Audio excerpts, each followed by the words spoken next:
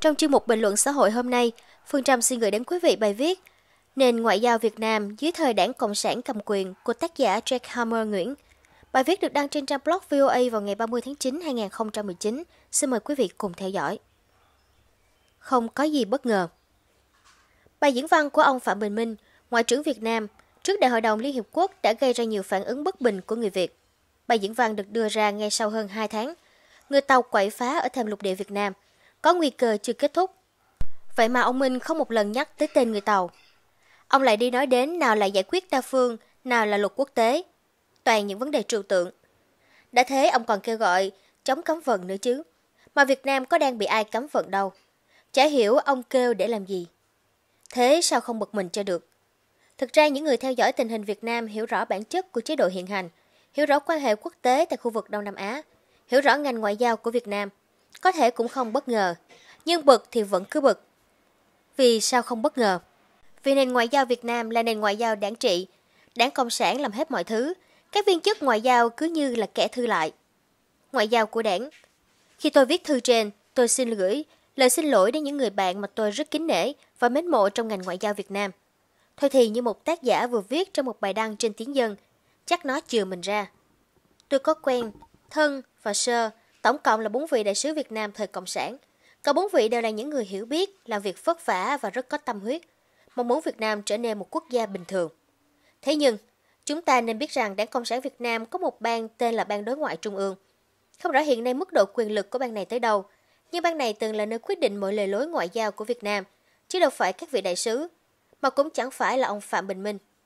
Chúng ta còn nhớ, bố ông Minh là ông Nguyễn Cơ Thạch, cũng từng là Bộ trưởng Ngoại giao vào thời kỳ nước Việt Nam Cộng sản, đang muốn phá thế cô lập của mình về cuộc can thiệp quân sự vào Cambodia. Người ta nói rằng ông Thạch không muốn Việt Nam dựa vào người Tàu khi ký hiệp ước Thành Đô, và ông phải lui về vườn vì tay cầm chịch mọi thứ lúc ấy, kể cả ngoại giao là Lê Đức Thọ. Hỗn danh Sáu Búa. Gạt ông ra ngoài. Sáu Búa là nhân vật quyền lực bậc nhất trong lịch sử Việt Nam hiện đại, một thời gian dài giữ chức trưởng ban tổ chức trung ương, nắm hết mọi ngóc ngách đời tư các đảng viên cao cấp. Ngược thời gian về trước nữa, trong khi đàm phán Hiệp định Paris, các vị Xuân Thủy, Ngoại trưởng miền Bắc Cộng sản, Nguyễn Thị Bình, Ngoại trưởng Chính phủ Cộng hòa miền Nam Việt Nam, Bình Phong của Hà Nội trong chiến tranh Việt Nam, có quyết định chi đâu, mọi thứ là tay Sáu Búa, trên kia quyết định hết mọi việc.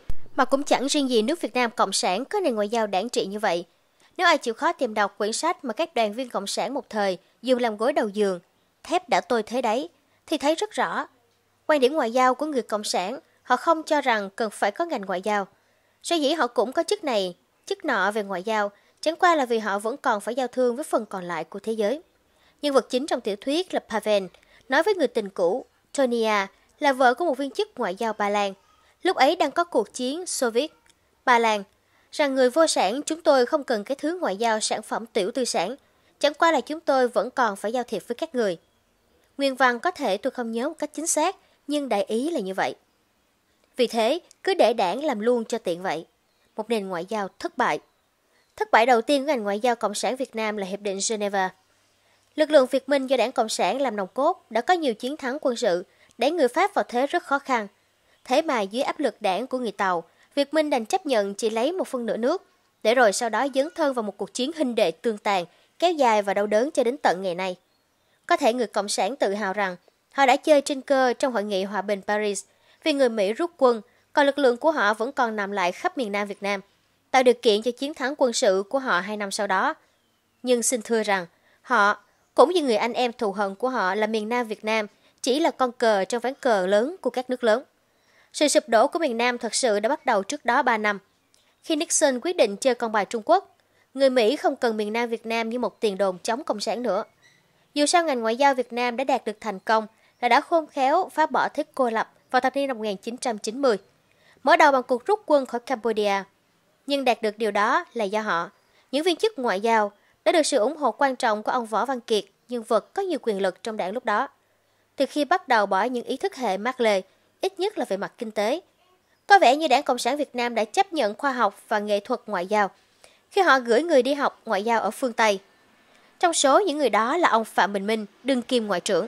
Ông Minh và một số vị cựu đại sứ hiện nay của Việt Nam được học trong trường Fletcher, lừng danh của Đại học Tufts miền Đông Bắc nước Mỹ. Thế nhưng họ có được hành động được áp dụng kiến thức họ học hay không thì là chuyện của đảng, và có khi là của công an nữa. Cứ lấy cái chuyện bắt cóc Trịnh Xuân Thanh ra mà xét. Ông đại sứ Việt Nam bên Đức dù có lẩn thận cách mấy cũng không thể dại dột là một chuyện như vậy. Nhưng mà quyền lực của ông trong tòa đại sứ liệu có cao hơn tay an ninh chìm? Có khi hắn cũng chẳng cần chìm, được đảng cài trong đó. Trong một cuộc hội thảo tại thủ đô Washington DC, tôi gặp ông đương kim đại sứ Việt Nam Hà Kim Ngọc. Tôi bèn đến bắt chuyện. Dù sao thì giữa kinh đô nước Mỹ, chúng tôi vẫn là những người nói cùng thứ tiếng. Đại sứ Ngọc có vẻ là một người cởi mở. Thế nhưng cuộc nói chuyện đã không đi tiếp nữa, vì một cô nhân viên tòa đại sứ khi nhìn thấy tôi đã vội vã cuốn quýt các ông đại sứ đi chỗ khác. Cứ như tôi đang thực hiện diễn biến hòa bình với ông đại sứ vậy. Trong tình cảnh các cơ quan ngoại giao bị đảng thư lại hóa, các viên chức ngoại giao cao cấp rất ít khi trả lời phỏng vấn truyền thông nước ngoài vì họ phải chờ chỉ thị trung ương. Cơ quan ngoại giao cũng trở thành cơ quan nhà nước như mọi cơ quan nhà nước khác, nơi mà người ta sẽ đưa vào những người con ông cháu cha hay đút lót tiền bạc để được một suất đi ngoại giao.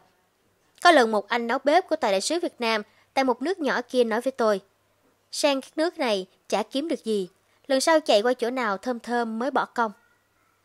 Trở lại câu chuyện ông Phạm Bình Minh và bài diễn văn của ông tại Đại hội đồng Liên Hiệp Quốc. Tại sao người ta không ngạc nhiên mà người ta vẫn bực mình? Vì cái cách ngoại giao ấy, mà nói chung là cái cách điều hành đất nước hiện nay, nó không bình thường. Nó làm xói mòn ý chí và sức mạnh tiềm năng của dân tộc này.